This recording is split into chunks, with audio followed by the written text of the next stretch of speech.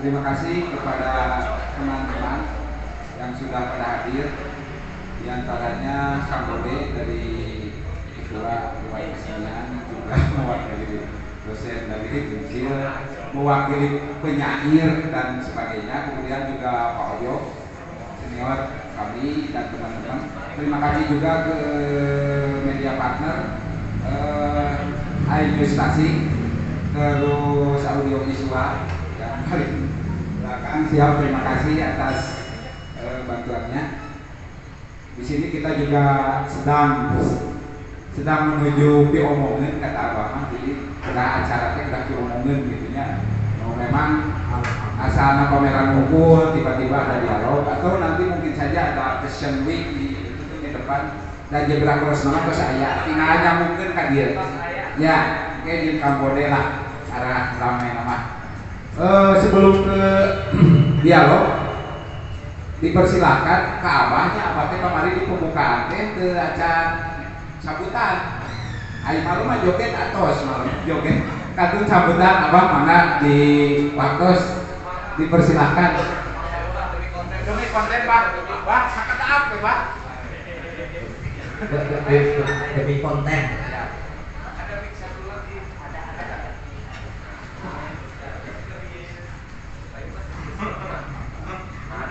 di payung lah apa jadi foto apa dari asik negara ya. Assalamualaikum warahmatullahi wabarakatuh. Alhamdulillah pada hari ini kita dapat berkumpul dalam acara Aktiaro Kopi yang memang sudah direncanakan tadinya berbarengan dengan pembukaan, tapi akhirnya kita pilih hari Minggu dengan harapan bahwa hari Minggu ini kita akan banyak yang hadir, tapi atas kekuatan. Alhamdulillah ini salah satu, kalau saya bicara dari apa ya, pengusaha kafe, mungkin saya berkeinginan bahwa kafe atau pengusaha-pengusaha lain dapat acara ini menjadi trigger. Mudah-mudahan kedepannya mereka juga dapat memberikan ruang atau media buat seniman-seniman lain, bukan hanya seni rupa, tapi seniman-seniman lain dengan jenis seni yang lain. Itu saja harapan Abah, bahwa saya sangat peduli dengan seniman Tasikmalaya, bukan hanya musisi, karena banyak orang bahwa Abah itu lebih banyak peduli ke musisi, padahal tidak. Saya banyak bicara dengan Kang Bode bahwa potensi Tasikmalaya dalam berkesenian itu sangat sangat besar. Itulah yang jadi apa namanya ya, sebetulnya yang saya pribadi pengen mengapresiasi, tapi dengan keadaannya kalau memang sendiri itu susah. Nah, mudah-mudahan dengan berbarengan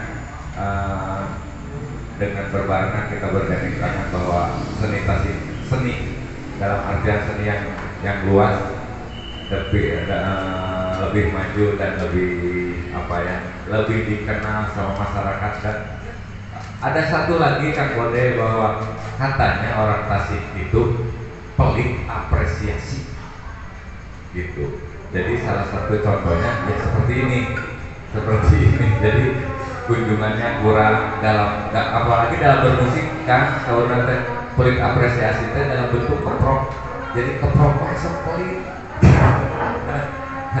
Tapi mudah-mudahan dengan waktu yang masih ada, harapan kita dengan sounding nanti di acara kafe ini, mudah-mudahan pameran ini tiap harinya ada peningkatan apresiasi. Itu saja, mungkin salah satunya dialog ini juga yaitu kesana ya, menggugah dengan bantuan nanti media partner ini, mudah-mudahan kita angkat dan banyak masyarakat Tasik juga yang mengapresiasi kepada seniman-seniman seni rupa. Assalamualaikum warahmatullahi wabarakatuh.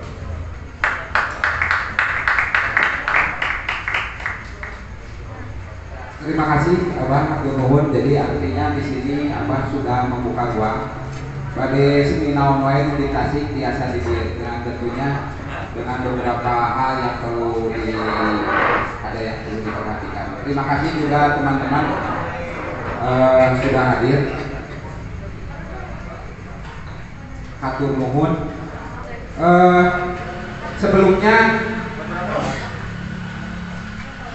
Sebelum memulai, satu lagi ada sekapur siri dari Kang Bode sebagai yang tadi sudah disebutkan. Maka Kang Bode sakantenan Kang dialogi langsung dibuka oleh Kang Bode. Jadi langsung masuk ke dialog dengan membaca Bismillah saja Pak. Sana. Oh,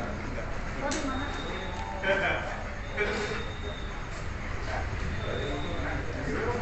Bismillahirrahmanirrahim. Assalamualaikum warahmatullahi wabarakatuh. Sampurasun. Anak dihormat dan bisa karena rekan-rekan tadi salah satu usaha yang peduli terhadap kebudayaan. Saya tadi membaca yang ditulis oleh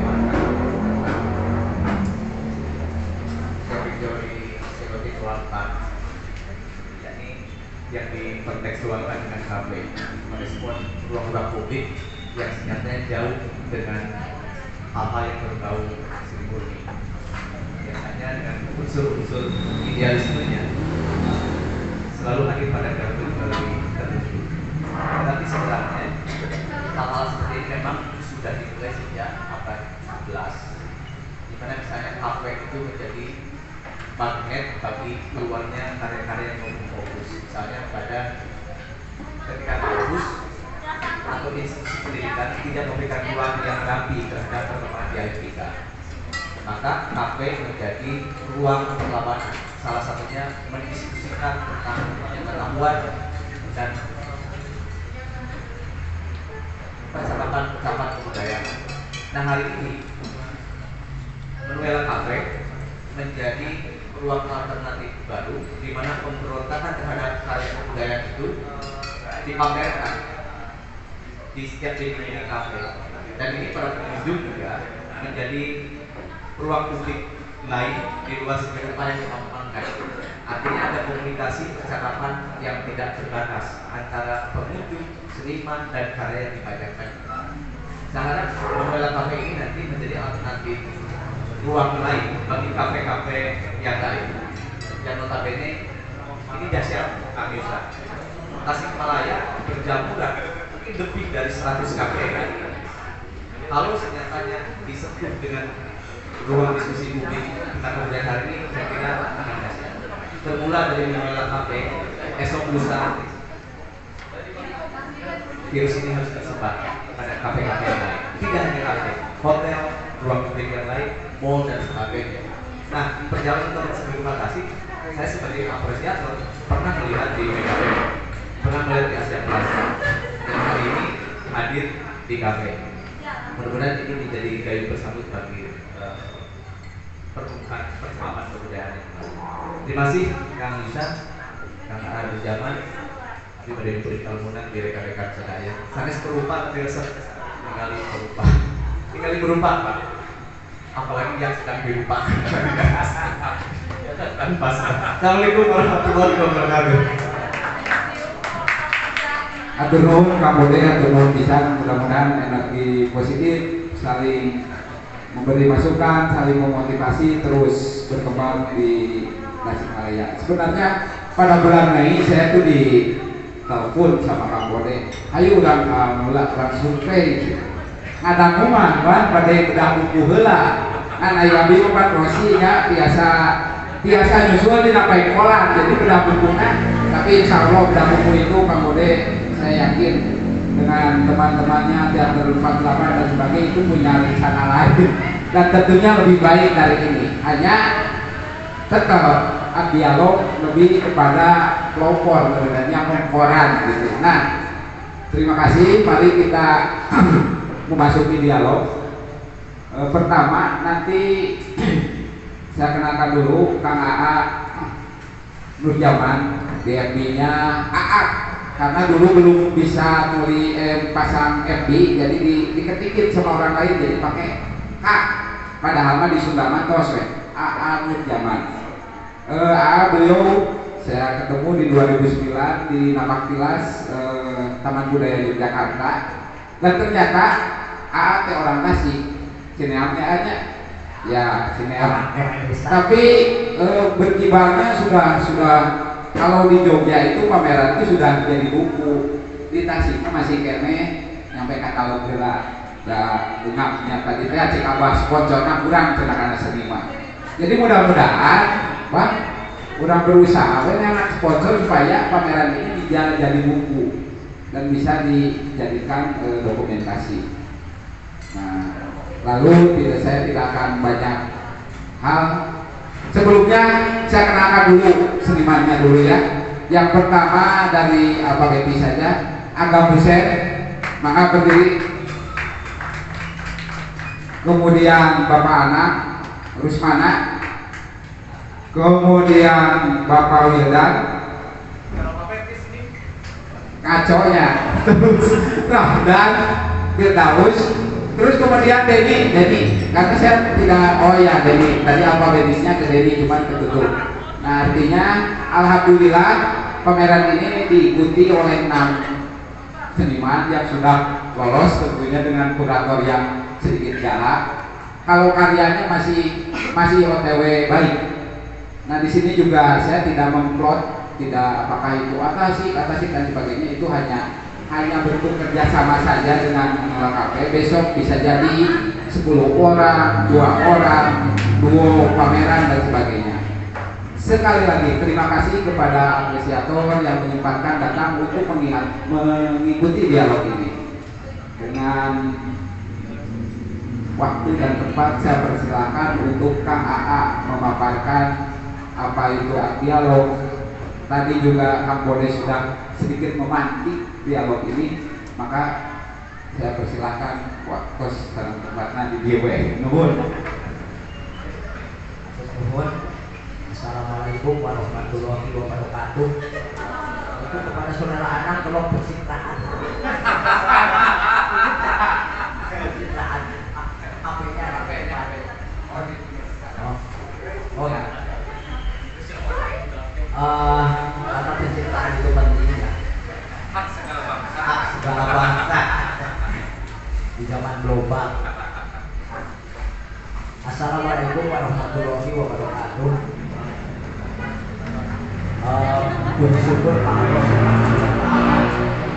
dan sholawat sareng sinareng salam ka junjungan urang Nabi Muhammad sallallahu alaihi wasallam. Urang tos biasa kumpul di dieu di Medula Cafe, Abah Arif sareng staf-staf anu ku abdi dihormat, ka tamu undangan sareng apresiator abdi nyangakeun penghargaan harus saterus-terusna. Berterima kasih yang sedalam-dalamnya atas apresiasi terhadap karya-karya dan dialog pada malam hari ini. Saya beri judul dialog karena kalau artis talk sepertinya akan kepanjangan, dan ini merupakan pelatihan aja bagaimana nanti ketika ada artis talk di masa-masa yang akan datang. Saya sudah cukup lama untuk bercita-cita bahwa wacana seni murni itu hidup di Tasikmalaya. Saya pertama kali pameran dulu di Unsur tahun 87, dan itu belum ada wacana. Kemudian beberapa kali di tahun 2017 diajak Kang Yusa untuk membuat wacana di Tasik, tetapi itu juga tidak tersampaikan untuk dialog. Dan pada malam hari ini sepertinya menjadi hal pertama untuk adanya dialog di Tasikmalaya, yang kebetulan bahwa yang menjadi partner kerjasama dari Kang Yusak sebagai penyelenggara pameran ini adalah ruang kafe. Ini menjadi penting karena pada awalnya wacana seni itu hanya ada di galeri-galeri yang establis, dalam arti sudah terhormat, kemudian di museum-museum yang mercusuar, artinya itu ada di Menara Gading, ada di tempat yang diagunkan. Ini menurut pengamatan saya selama 30 tahun ternyata tidak menjadikan seni murni ini dimengerti oleh semua orang. Padahal karya seni itu karya yang sangat terdepan, menyodorkan beragam gagasan baik sosial, ilmu pengetahuan, spirit, bahasa hati terdalam, sampai dengan science fiction, dalam arti betul-betul gagasan-gagasan itu hanya dilahirkan oleh para seniman yang akan membawa perubahan ke masa depan. Dan terus terang saja, suatu generasi itu akan diakui oleh dunia apabila melahirkan satu tradisi baru. Dan tradisi baru itu pencetusnya tidak lain adalah seniman, ilmuwan dan sebagainya. Itu perekayasa daripada gagasan-gagasan seniman. Dalam arti kalau ilmu itu mereduksi atau menyederhanakan realitas, salah satu contoh misalnya kita berhadapan dengan air dalam ilmu pengetahuan itu hanya dipahami sebagai H2O untuk keperluan untuk tubuh atau pemasok pertanian dan lain sebagainya. Itu fungsi daripada air atau arti air secara pengetahuan. Tetapi di dalam seni itu mendengar suara hujan, melihat lukisan pemandangan yang ada airnya, itu bisa melahirkan beragam rasa. Juga tentang karakter manusia itu akan terkuak lewat karya-karya seni. Nah, tentang pendalaman karakter, jadi sekali lagi bahwa ini bukan arti stop, dalam arti tidak mempertanggungjawabkan karya yang ada karena belum waktunya saya akan kira. Tetapi yang paling penting di sini bagaimana seniman itu menggali gagasan. Karena saya lihat daripada karya-karya yang ada di sini dengan keberagaman itu dalam hal menggali gagasan itu masih simpang siur, masih silang sengkarut. Bagaimana saya bisa mengamati kenapa silang sengkarut? Itu karena secara umum seniman, apakah berpengalaman, apakah sudah lama ataupun baru, biasanya kesulitan dalam menentukan judul karya. Itu salah satunya kelemahan. Dan itu karena gagasannya tidak diperdalam. Kalau misalnya seniman mengerti bagaimana memperdalam gagasan di dalam ilmu pengetahuan, itu ada yang namanya insight atau kecakapan bawaan. Tetapi pengertian insight itu adalah mengamati, memahami, kognisi istilahnya itu menggali apa-apa yang paling dekat dengan seniman, dengan diri seniman. Apakah itu hatinya, apakah itu rasanya, atau dengan riset tapi yang terdekat, misalnya tentang pohon, tentang hewan peliharaan, tentang keluarga. Pokoknya yang terdekat dengan seniman itu mulai sekarang kepada kawan-kawan seniman itu mestinya harus dipahami, betul-betul dipahami apa-apa yang ada di depan mata sehingga melahirkan inspirasi. Dan alangkah banyaknya seniman yang terjebak oleh lomba-lomba, misalnya UOB misalnya. Wah, dari sibuk cari-cari konsep. Itu bukan salah, tapi itu bukan pada tempatnya bagi seniman. UOB seniman yang paling betul itu terus berkarya, sehingga kalau ada lomba itu langsung aja ambil dan ikutkan. Bukan ketika ada satu hal promosi daripada lomba dengan iming-imingi RP atau dolar gitu kan, kalau ditebung pakai duit itu memang enak. Kemudian cari-cari ide gitu kan, itu yang tepat. Tetapi kalau sudah membiasakan dengan kognisi, dengan pemahaman, itu akan lahir karya-karya yang menggelitik secara personal senimannya dulu. Jadi jangan mikir-mikir apakah bisa jual, apakah disenangi orang, itu tidak penting bagi seniman. Karena di sini adalah mengembangkan gagasan. Kenapa itu penting? Dan dalam setiap masa itu yang kejadian itu sama. Mungkin tahun 1900 itu kejadiannya seperti ini. Tahun 2000 juga seperti sekarang ini. Tahun ledakan datang juga sama, manusia hidup itu seperti ini, mencari nafkah, menikah, punya anak, sudah selesai sampai di sana. Itu sama. Tetapi dengan pemahaman itu seniman selalu mencari hal-hal yang unik, hal-hal yang mendalam, sehingga tercipta metafor atau perumpamaan dalam menciptakan karya. Itu yang lebih penting.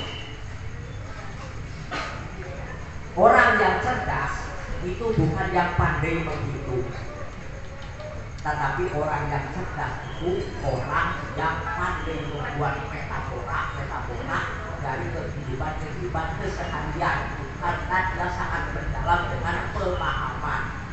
Jadi seni itu hanya semacam riset, baik riset kepada diri sendiri maupun kepada lingkungan. Jadi kalau seni itu digunakan untuk menjelek-jelekan presiden, itu bukan pada tempatnya. Jadi yang penting kita fungsi diri sendiri dengan cara pandang terhadap apa-apa yang ada di depan mata seniman itu sendiri atau di dalam dirinya, itu jauh lebih penting. Itu sehingga hal-hal yang metafor itu menjadi hal-hal yang baru dan unik, itu yang akan keluar.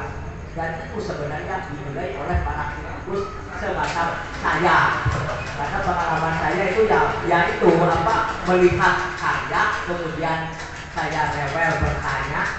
Yang saya tanya sebenarnya bukan apa sih pemikiran karyamu ini, apa sih arti ikan dalam karyamu, bukan itu. Saya akan bertanya, apa kamu punya masalah atau tidak dengan karya ini.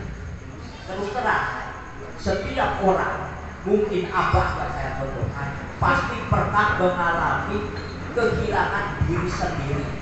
Apakah itu bangun, apakah itu pacar, sehingga dia bertanya.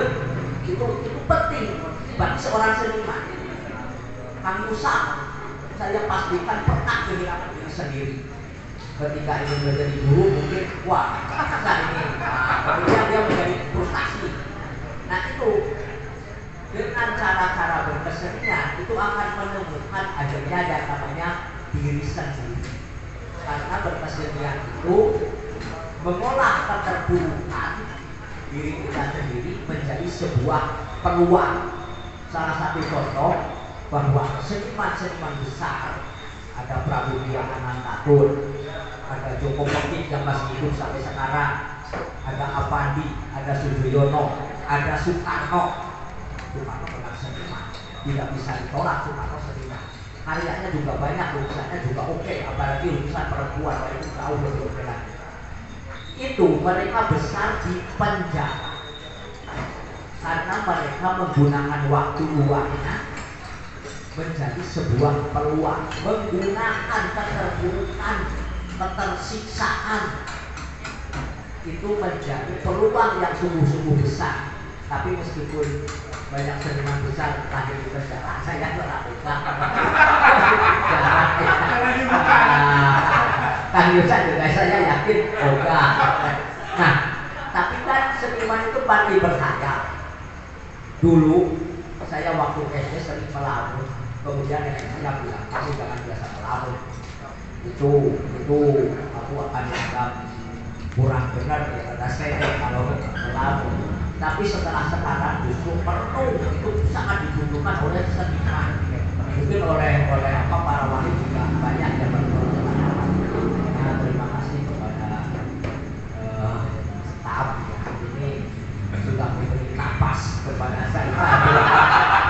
kopi gitu kan. Makanan ini penting. Nah, seniman itu mencari nafas lewat gagasan-gagasan dengan cara memahami. Saya pernah melihat satu pameran yang namanya memamerkan lukisan potret. Jadi setiap orang dia bawa kanvas kosong sekitar 32. Setiap jangon dia lukis persis, terus dipajang lukisan potret. Kemudian saya diundang setelah 30 hari dipajang, saya diundang untuk mengkritik. Bagaimana nih? Karya-karya saya bagus enggak? Saya jawab, tidak ada yang bagus. Loh, kenapa? Oh, di Malioboro lebih banyak yang lebih bagus dari karyamu. Seniman itu diberi tugas, saya bilang itu waktu itu, diberi tugas untuk melukis apa-apa yang ada di balik fisik. Itu yang namanya insight. Coba kalau kamu bertanya kepada pasien yang kamu akan lukis itu, apa kamu pernah bercerai? Apa kamu pernah punya masalah besar? Apakah kamu pernah kehilangan diri? Kemudian itu dideteksi semacam sensus. Kemudian sensus itu diolah oleh seniman menjadi metafora-metafora.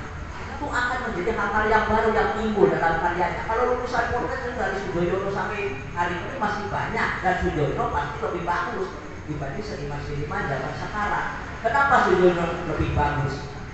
Ini juga berhubungan juga bahwa kita bertanya, Raden Saleh sudah berapa ratus tahun meninggal, Lek Manpong sudah berapa puluh tahun meninggal, Sujoyono berapa puluh tahun meninggal, dan Abadi berapa puluh tahun juga. Mungkin dia para sana ada Panho, ada Wanho. Kenapa mereka kok orang yang sudah tidak ada karyanya dengan dan semakin mahal dan tidak ada sensnya untuk membeli karya itu, sehingga waktu Toyota terpuruk pasarnya cukup dengan membeli satu lukisan Van Gogh, sekarang merajai dunia produk Toyota. Dulu itu disebutnya kendaraan yang tidak layak pakai di banyak negara, tapi sekarang merajai di dunia karena dengan membeli satu karya. Kenapa itu bisa terjadi? Seniman masa lalu boleh bantukan karena ingat sekali dengan yang namanya akar. Nah, seniman ini pandai mengolah akar. Maksudnya begini, setiap orang itu bukan tunggal. Makanya kalau dalam ilmu kedokteran saya sering bicara itu tidak penting yang namanya nama. Yang penting penyakitnya tipes atau panas atau apa. Dalam ilmu ekonomi di sini nggak ada yang penting bagi ilmu ekonomi. Yang dalam ekonomi itu yang penting orang yang memberi keuntungan, udah titik. Nama tidak penting, tapi di seni itu nama menjadi penting karena bersifat tunggal. Anak sama saya pernah main sejak kecil. Saya juga punya saudara, punya kakak yang galak, punya adik juga galak, punya ibu juga ya galak juga. Dan saya juga suka ngeyel, tapi tidak mungkin jodohnya sama, karakternya juga sama, marahnya juga sama, persoalannya juga sama, jadi bersifat tunggal. Nah, Sujoyono itu sangat mengerti dengan hal-hal tunggal, sehingga Sujoyono bilang bahwa sang seni itu jiwa ketok, jiwa yang kelihatan. Avandi juga seperti itu. Garis-garis saya bukan ekspresionis, tapi saya mempelajari ukiran-ukiran wayang. Itu langsung dikatakan meskipun dengan bahasa Belanda saya nggak ngerti, tapi saya dapat terjemahannya. Ternyata meniru garis-garis wayang, dan dia menemukan itu dengan cara plototan-plototannya, dan itu diakui dunia. Juga tentang Raden Saleh. Raden Saleh itu kenapa kita jadi dikenal di sini? Karena ternyata Diponegoro itu salah satu pamannya. Dan ketika tahun 51 diberitahu bahwa Diponegoro ditangkap tahun 30, Raden Saleh pulang ke sini, dan terus dia melihat karya Pieneman yang dulunya penangkapan Diponegoro. Kemudian dia lukis ulang karya Pieneman itu dengan diganti wajahnya menjadi mendongak dan bersemangat, dia kasih judul yang sama. Itu yang menjadi tonggak akar ciri khas Raden Saleh yang ada di sini. Sementara di luar itu dia sudah sangat terkenal dengan gaya romantismenya. Nah itu akar-akar nasional itu akhirnya menjadi rebutan. Raden Saleh milik Nusantara, sementara Belanda merasa bahwa dia itu memelihara Raden Saleh sejak awal. Rebutan itu yang akhirnya menjadi akar. Demikian juga Joko Pekik misalnya. Joko Pekik satu-satunya orang yang dicurigai di Lekra yang sekarang masih hidup. Semua karyanya itu mencerminkan zaman Lekra, itu juga menjadi akar. Nah, kita sebagai seniman yang di sini yang masa generasi sekarang itu juga bisa menjadi akar ketika insight pemahaman terhadap diri sendiri diperdalam. Semua juga pemahaman terhadap lingkungan kita juga kita perdalam, tentang keluarga juga kita harapkan juga kita pelajari. Kemudian seperti lukisan yang potret tadi yang saya ceritakan, ada lukisan pameran lukisan potret, tetapi yang ada potret wajah pengunjung semua 30 orang. Itu tidak penting, tetapi membuat metafora daripada insight kita, pemahaman kita, pemahaman terhadap lingkungan, pemahaman terhadap negara, pemahaman terhadap agama juga boleh, pemahaman terhadap hewan peliharaan juga boleh, dan itu dimetaforkan. Karena kejujuran apapun dalam berpolitik, dalam berspiritual, dalam apa saja, kalau dengan seni itu tidak akan perkara, tidak terus terang, tapi beretika. Saya pernah waktu ujian skripsi itu ditanya, kenapa kalau manusia itu kok bikin makam untuk menguburkan? Saya jawab, ya seperti saya minum harus pakai gelas. Dan juga dipertanyakan kenapa pakai gelas, karena saya bisa josor dari ember, bisa dari laut, bisa dari kolam. Kenapa pakai gelas? Etika. Nah, karya seni itu adalah bahasa lain daripada etika dengan metafora. Apalagi sekarang zaman pencitraan, zaman pemalsuan. Nah, seniman itu paling jago untuk memalsukan hal-hal yang sebenarnya asli, tapi dengan bahasa dia. Itu yang dimaksud saya insight. Ini penting karena saya melihat karya-karya di sini, seandainya dibikin dengan cara insight, itu akan gerak kelihatan. Karya anak akan berbeda dengan karya Ramdan misalnya, dengan karya Isa itu. Kalau di Jogja saya sering menyelenggarakan pameran bersama, tapi seperti pameran tunggal. Saya kasih tahu misalnya pameran Mahardika, yang digambar ya merah putih semua. Ada yang perang bawa senjata, bawa apa itu. Jadi kayak pameran tunggal, pameran bersama 100 orang ya sudah. Saya juga pernah melihat pameran Hamengkubuwono 9, kursi untuk rakyat, semua foto tentang Hamengkubuwono. Itulah kelemahannya, karena insight-nya nggak diperdalam. Tapi kalau diperdalam, siapa Hamengkubuwono, kenapa begitu dikenal, kenapa begitu besar jasanya bagi negara kita.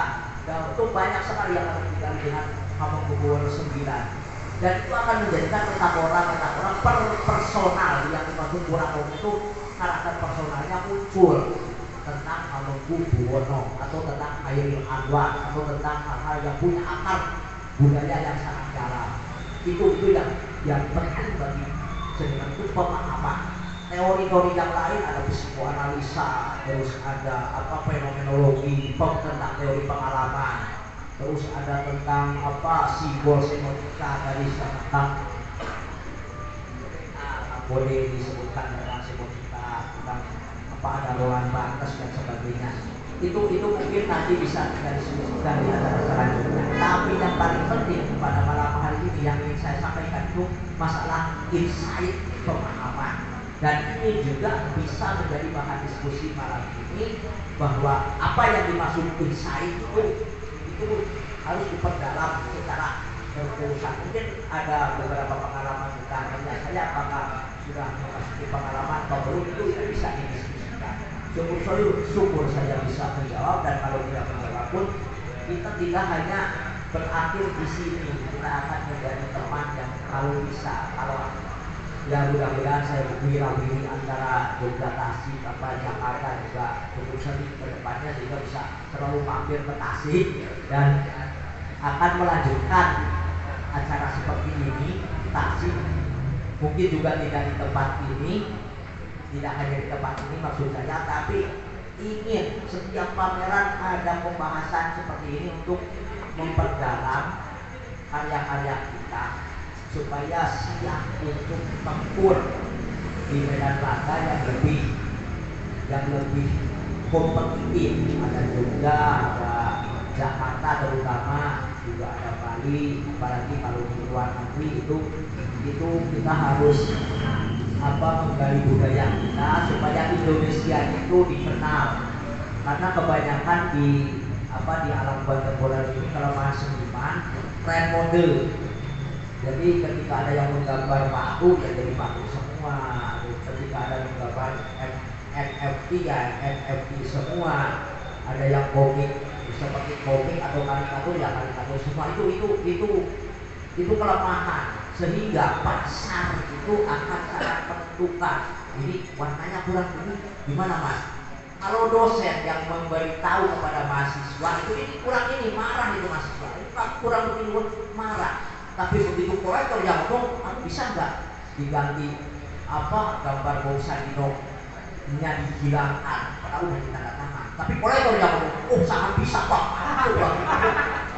dihapus, diganti dengan laptop, kejadian sekali, karena akan dibeli. Nah, itu kelemahan pasar sangat menentukan.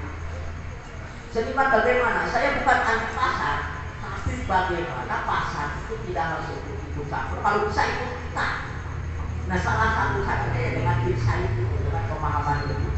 Mungkin dari saya tidak harus berpanjang-panjang karena akan berbanyak. Mudah-mudahan ada beberapa pertanyaan dari teman dan semoga saya bisa menjawabnya, dan kalau tidak bisa mungkin di masa yang akan datang akan terjawab mudah-mudahan. Mohon maaf sebelumnya kalau saya tidak mampu nanti menjawab dari pertanyaan dari teman-teman. Sekian dari saya, terima kasih. Assalamualaikumnya nanti yang ketiga diskusi kita hampir ditutup. Demikian, terima kasih. Alhamdulillah turun karena paparan pejabat menohok dan dalam gitu. Artinya silakan bagi yang hadir baik yang di sini atau di itu ada yang penasaran atau ada sedikit, kalau kami persilahkan memberikan pertanyaan atau tanggapan. Untuk sesi pertama mungkin 3 saja, mau langsung dijawabnya atau di barangnya itu satu-satu mungkin ya. Jadi siapkan, acungkan tangannya 3 orang saja dulu.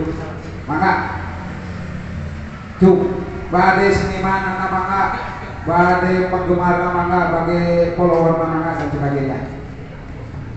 Maka siap, yuk itu mic-nya diambil. Oke. Ya, siap. Langsung saja kan, maka perkenalkan ya, nama, dari mana? Ya, silakan. Assalamualaikum warahmatullahi wabarakatuh. Selamat malam. Tanpa mengulangi rasa hormat, saya perkenalkan nama saya Piu dari komunitas Kuluwu dari Singapura. Aku cuma mau nanya perihal apa sih? Ketika kita mengamati satu karya, itu tuh langkah baiknya karya itu tidak didistraksi oleh benda apapun atau memang gimana ya gitu. Maksudnya aku merasa ketika lihat satu karya terus banyak benda lain di sananya tuh terasa keganggu gitu, jadi capek. Kira-kira untuk mensiasati itu alangkah lebih baiknya gimana gitu? Apakah emang harus clear di samping-sampingnya atau emang gimana gitu? Itu aja sih aku pertanyaan. Kira-kira jelas? Terima kasih. Selamat malam. Terima kasih kepada Q dari komunitasnya. Kemudian pertanyaan yang kedua dari kaum Hawa. Kaum Hawa dong. Yuk, kasih kakinya. Ayo. Itu yang baju hitam udah siap ya? Nanya ya, sok. Mic-nya kasihkan. Ya, ayo ambil. Tuh, 2. Siap. Ya, siap. Siapa namanya? Dari mana? Revinaya Aksara dari Tasik. Revinaya. Ya. Ya, silakan pertanyaannya. Betul, saya baru datang. Saya kaget disuruh nanya. Gak apa-apa, nanya saja karena saya tahu Revinaya kan waktu kemarin mengikuti beberapa kegiatan, artinya mewakili milenial ya. Jadi kami persilakan untuk bertanya karena daripada Japrian mending bertanya sekarang. Siap, Bangga.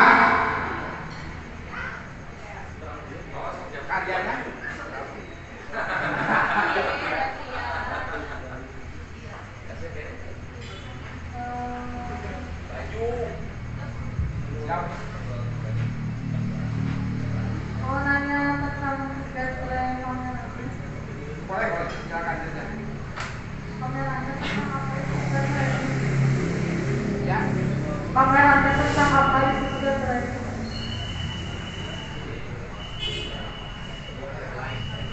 Lainnya. Siap, udah itu. Benar? Ya, terima kasih. Kemudian yang ketiga itu boleh dari kaum Adam atau kaum Hawa, bebas yang ketiga. Biar masuk ke sesi ngejawab. Ada lagi? Boleh dari Pak Oyok sebagai Oh nanti lah. Konsep. Makanya seniman itu kalau bisa itu menerangkan apa-apa yang dia buat dengan semampu dia, nggak apa-apa aku membuat karya abstrak karena aku itu rasaku. Sekarang siapa sih yang bisa menggambarkan rasa pahit? Nah, ini hanya ada di karya abstrak. Siapa yang bisa menggambarkan rasa manis? Ini juga ada di karya abstrak. Makanya orang yang kehilangan diri sendiri seperti Abah di masa lalu yang akhirnya membuat HP ini dia mempunyai konsep abstrak dengan sembuhan buah dengan sembuhan air. Tiba-tiba datang itu ngajak Kang Yusa bikin pameran di sini. Nah, ini kan konsep itu yang bagus seperti Jokowi bangun bendungan. Maka di sana dipaksa, di sekolah seni dipaksa untuk memahami apa itu seni. Tapi seniman otodidak yang tidak berpendidikan seni itu berdasar panggilan. Sehingga kalau kata Kang Budi tadi konsep saja tidak tahu, itu justru yang menarik bagi saya. Karena seniman-seniman otodidak itu tidak belajar konsep, tidak belajar anatomi, tidak belajar teori warna dan lain sebagainya, tapi panggilan untuk berkarya. Maka sekarang banyak sekali seniman akademik yang belajar otodidak dan itu menjadi penting. Dalam arti masalah rasa juga akan menjadi terdepan di karya-karya kita.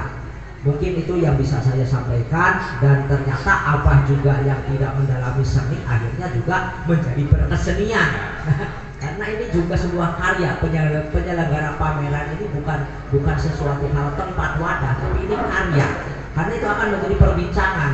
Saya kira di kedepannya itu akan timbul pertanyaan, naon deui misi Abahnya ya acara naon deui. Mungkin kedepannya akan ada workshop, ya akan ada workshop menggambar, akan ada lomba lukis anak dan sebagainya. Dan itu penting untuk sebuah Abah bukan